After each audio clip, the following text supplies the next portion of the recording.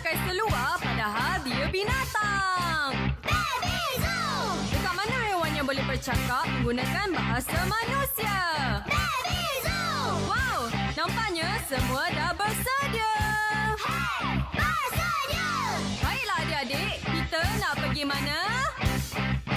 Baby Zoo. B. Z-O-O. Kita pun nak nyanyi juga. Lagu apa?